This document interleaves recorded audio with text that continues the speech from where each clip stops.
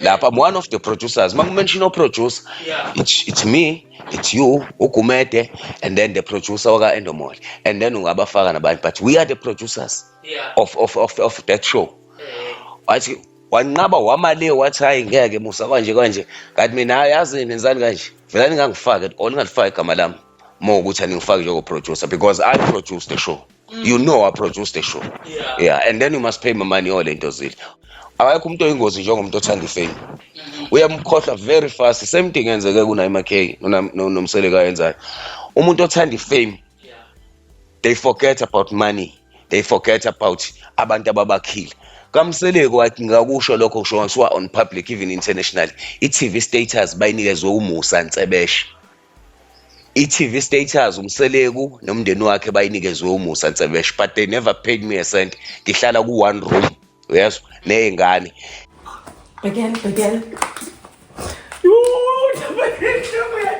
Yeah guys, nikhani sondele nanku umgosi uyachisa ngoLwesihlanu kuphela kweviki. Molweni namkela ku Mamgobhozi TV. Busy ndimamele some podcast kuba ndibone ukuthi andazi Musa Mseleku wenze into ndaqomba kaloku mna ndisebenza ngabakwaMseleku makhe ndimamele le podcast.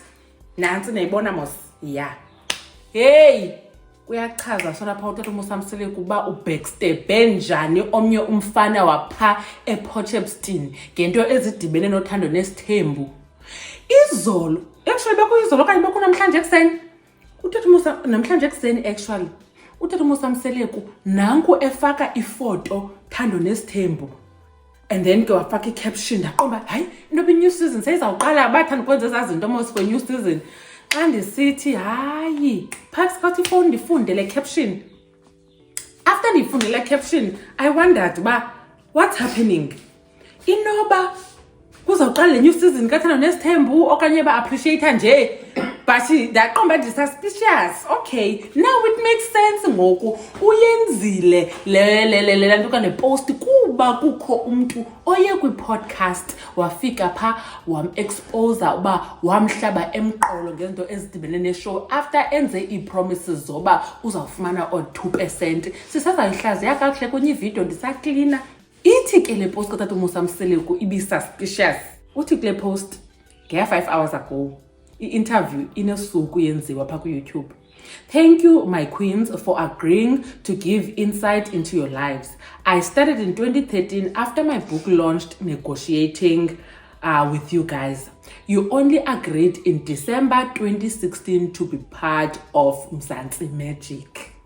Ngoku kukho umuntu othi uThando Musa Mseleku wamqhatha okanye wamthi ex emveni koba wamnceda to get into the TV space. Ucaba lo muntu ke waye manager kaNaima K banento bu fall out ke nayo yayicacisa bakwenzeka ntoni, and then ke ngoku emane manager nezinye artists xa kukho izinto ezikhoyo ahambe nazo. Apparently ke noMakhumalo Mseleku wam-approacha wathetha naye, then be-manager ke ngoku noMakhumalo for uba afumane ii-gigs. Niyabona mos Makhumalo uya invitwa as i-guest xa kukho ii-events ezikhoyo. So ngoku caba ke ebe part of into zokwenza ii-proposals kaThando Nesthembu wathetha nabo namakhosikazi uthi amakhosikazi ayengafuni uthi kakhulu noMacele wayengafuni tu into ye-show.